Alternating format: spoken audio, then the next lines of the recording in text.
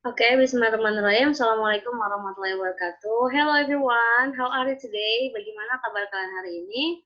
Semoga selalu sehat dan tetap semangat untuk belajar dari rumah ya.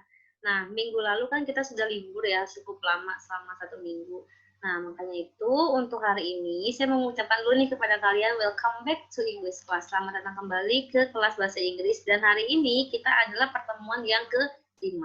Karena minggu lalu kalian libur, maka itu untuk pertemuan hari ini kita akan merapel materinya. Jadi yang harusnya kita belajar satu materi, hari ini kita belajar 2 materi. Nah, tapi tidak usah khawatir ya, karena insya Allah materi yang kedua itu sudah kalian pelajari pas kalian SD atau mungkin kalian TK. Jadi insya Allah mudah dipahami.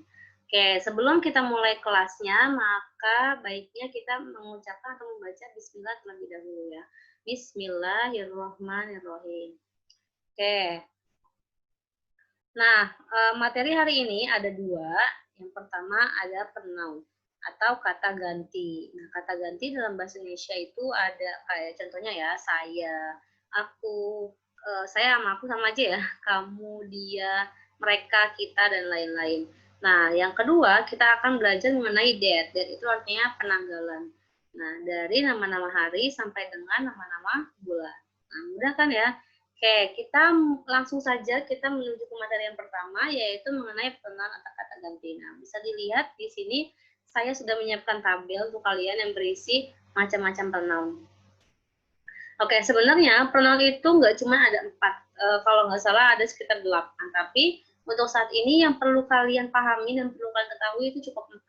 Yang pertama ada subject pronoun, object pronoun, possessive adjective, dan juga possessive pronoun. Nah, apa aja bedanya? Kita bahas satu persatu. Nah, di sini saya juga sudah menaruh bahasa Indonesianya atau artinya supaya lebih memudahkan kalian ya. Yang pertama ada subject pronoun. Terus sekarang saya tanya dulu nih, udah paham belum sih apa itu subject? Kan sering ada ya kalau di pelajaran bahasa Indonesia subject. Ya, subjek itu adalah orang yang melakukan suatu pekerjaan. Biasanya subjek itu letaknya di awal kalimat dan diikuti oleh kata kerja setelahnya gitu. Contohnya, saya. Saya bermain sepak bola. Saya bermain sepak bola. Sayanya jadi subjek diikuti oleh kata kerja yaitu bermain. Atau kita belajar di kelas. Kita di awal kalimat kan ya diikuti oleh kata kerja yaitu belajar. Makanya maka itu kita posisinya sebagai subjek atau sebagai orang yang melakukan sebuah pekerjaan. Nah, di sini saya sudah jabarkan juga, saya atau aku tentu saja I. I bahasanya I. Kamu, you. Kita atau kami, we. Mereka, they. Dia laki-laki, he. Dia perempuan, she. Dan dia untuk benda atau hewan itu it. Nah, I, you, we, they, he, she, it. Atau kalau mau dirubah juga nggak apa-apa, I, you, they, we, he, she, it. Terserah kalian. Yang penting intinya seperti itu. Nah, harus bisa tahu nih, harus tahu banget arti setiap pronoun karena ini sangat dibutuhkan banget apa ya? Kayak wajib banget kalian paham tentang pronoun itu karena setiap kata kerja kan atau setiap kalimat pasti ada subjeknya, ada objeknya ya kan. Jadi kalian harus paham tentang penggunaan pronoun ini. Tuh, yang pertama itu untuk subjek. Yang kedua, objek. Nah, objek itu adalah apa ya kayak pelengkap dari subjek. Dia biasanya letaknya ada di akhir kalimat ya. Contohnya kayak ibu memarahiku. Ibunya kan ada di awal ya. Berarti dia jadi subjek. Memarahi jadi kata kerja. Ku itu berarti aku kan, memarahiku berarti aku itu dikenakan pekerjaan yaitu marah. Nah, karena dia ada di akhir dan dia letaknya sebagai objek, berarti dia pakainya yang objek pronoun. Bisa juga, berarti bahasa Inggrisnya, mother gets angry to me, bukan to I, ya, gitu. Nah, di sini saya akan bacakan, saya atau aku yang tadinya I berubah jadi me, kalau kamu tetap you, kita yang tadinya we berubah jadi us, mereka yang tadinya they berubah jadi them, dia laki-laki yang tadinya he berubah jadi him, dia perempuan yang tadinya she di subject pronoun berubah jadi her. Untuk dia untuk benda itu sama tetap it.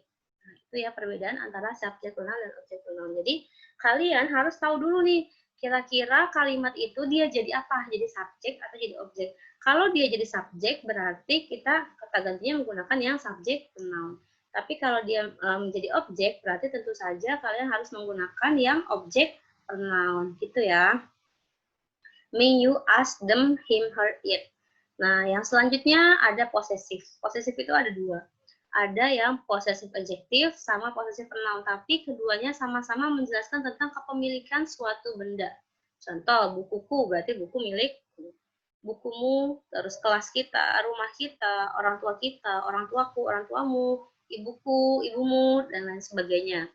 Nah, ini mungkin kalian juga sering dengar ya, ada my, your, our, their, his, her, dan its. Nah, ini semua juga wajib banget kalian hafal ya penggunaannya.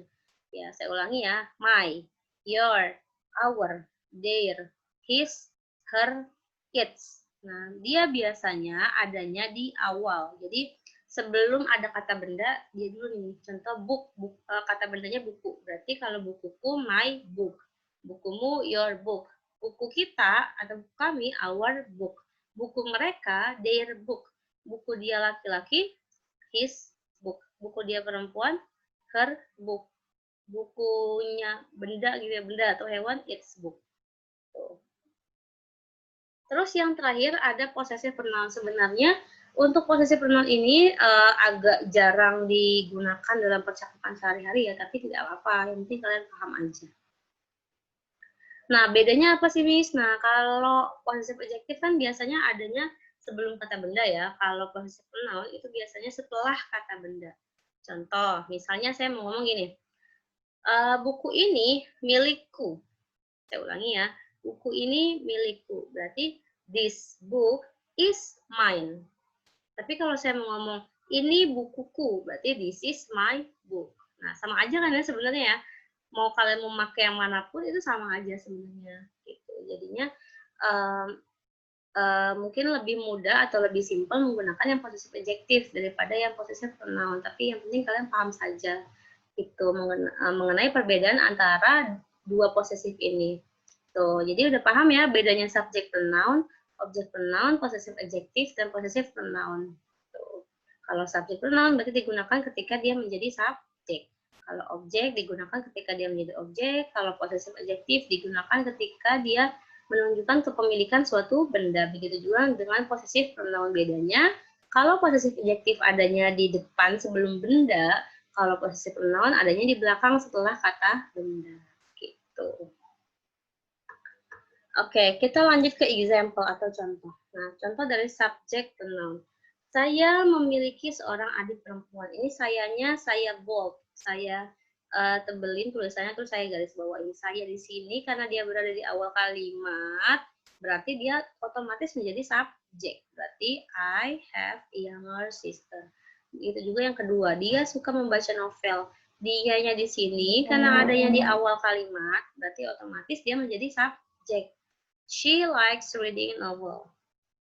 Next, kita ke yang object pronoun. Contoh, jangan melihatku. Artinya kan jangan melihat aku. Nah, aku di sini adanya di akhir ya kan, di akhir kalimat. Berarti kita jangan pakai I, tapi pakainya me. Don't look me. Tuh, paham ya? Terus kita mencintai mereka. Nah, ini kita yang ini dia ada di awal. Karena ada di awal, otomatis pasti memakainya subjek. Apa sih subjek atau kita itu bahasa Inggrisnya apa kalau jadi subjek? We. Mencintai itu love mereka. Nah, mereka ini adanya di belakang kan ya posisinya ya, di akhir kalimat. Berarti tentu saja dia menjadi objek pronoun. Apa sih? Mereka kalau bahasa Inggrisnya mereka kalau jadi objek apa? Ya, them. Jadi we love them ya, bukan we love they, tapi we love them. Jadi kalian sesuaikan dengan posisinya. Kalau jadi subjek dan jadi objek gitu. Oke ya. Next, selanjutnya. Nah, ini yang possessive adjective. Misalkan kita mau nanya, di mana rumahmu? Rumahmu berarti rumah punya kamu kan ya. Berarti bahasa Inggrisnya, where is your house? Kucingnya sangat lucu, berarti kucing dia sangat lucu. Jadi kita menggunakan his or her cat is so cute. Ini pulpenmu. This is your pen. Nah, kalau dia menggunakan, kan tadi kayak jangan memarahiku. Nah, kunya itu kan memarahiku. Marah itu kan kata apa yang sebelumnya ini? Marah itu kan kata jangan melihatku. Kunya di sini kan melihat itu kata kerja ya, kata kerja. Makanya pakainya me gitu. Tapi berbeda kalau dia kayak yang tadi kasusnya. Nah, rumahmu, rumahku. Nah, walaupun belakangnya sama kalau di bahasa Indonesia kan, ku dan mu, tapi secara penggunaan beda. Kan rumah itu benda, berarti kita pakainya yang posesif adjektif. Kalau dia kata kerja, berarti kita pakainya yang objek. Gitu. Nah, posisi pronoun, buku ini milikku. This book is mine. Payung itu miliknya. That umbrella is her or is his. Oke. Sekarang kita coba bareng-bareng. Udah paham belum nih kira-kira apa yang udah tadi saya jelaskan? Kita coba ya. Oke, yang pertama, kamu bermain layangan. Di sini ada kamu. Kamu di sini letaknya ada di awal kalimat. Berarti dia kira-kira jadi apa? Jadi subjek, objek, atau posesif? Nah, tentu saja dia jadi subjek. Subjeknya dari kamu apa? Kamu bahasa Inggrisnya apa? You. Nah, berarti you play kite. Gitu ya, mudah kan ya. Yang kedua, Mr. Mark mengajarkan kami bahasa Inggris. Mr. Mark ini jadi subjek karena ada di awal. Nah, kami di sini kira-kira jadi apa? Jadi subjek, objek, atau posesif. Nah, karena sebelumnya ada kata kerja, mengajarkan, otomatis dia di sini kaminya menjadi objek. Kami bahasa Inggrisnya apa? Kami itu they. Salah. We ya, kami itu we.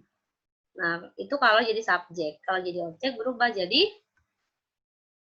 us. Mr. Mark teaches us English. Yang ketiga, kelas kami sangat bersih. Kelas kami berarti artinya kelas punya kami. Berarti dia pasti memakai possessive adjective. Our class is very clean. Yang terakhir, sekolah ini milik. Nah, ada kata ini ya, milik mereka. Berarti the school is theirs. Nah, gitu ya. Tapi ya, untuk mengartikan kata bahasa Inggris, yang penting kalian tahu dulu posisinya. Jadi subjek, objek, atau possessive, atau kepemilikan. Selanjutnya kita coba lagi yang kedua. Nah, kalau ini percobaan yang kedua ini, dia kayak menentukan aja, kira-kira dia yang benar tuh apa. Kalau tadi kan cuma mengartikan ya, lebih mudah. Kalau ini lebih sulit sih, saya bisa akuin lebih sulit. Nah, ada pertanyaan seperti ini. They love so much. Mereka mencintai. Nah, pilihannya I, my, me, sama mine. Nah, kita lihat itu sebelum titik-titik itu adalah kata kerja. Berarti setelah kata kerja itu butuh objek. Yang mana yang objek? Yang me. Berarti jawabannya yang C. They love me so much. Selanjutnya, they will buy some foods. Mereka akan membelikan makanan. Nah, lalu kita lihat food ini kan makanan kata benda. Berarti kalau sebelum kata benda kita menggunakan atau membutuhkan possessive adjective. Yang mana yang possessive adjective? Yang there. Jadi pasti jawabannya yang C. Diana calls me. Nah, di sini juga ada voice. Voice itu kata benda. Berarti sebelum kata benda membutuhkan possessive adjective. Berarti jawabannya pasti her. Her voice is so low. Bisa sih, bisa her, bisa his ya. Kok bisa tahu her, Miss? Ya, kita lihat di sini Diana itu cewek atau cowok. Karena dia cewek, berarti pakainya yang her. Oke, sampai situ dulu mengenai pronoun. Semoga kalian paham ya, emang agak susah dan emang harus dihafal banget itu pronoun, tapi saya yakin kalian pasti bisa ya. Yang penting kalian paham dan bisa membedakan antara subjek, objek, dan juga posesif atau kepemilikan. Nah, selanjutnya nama-nama hari.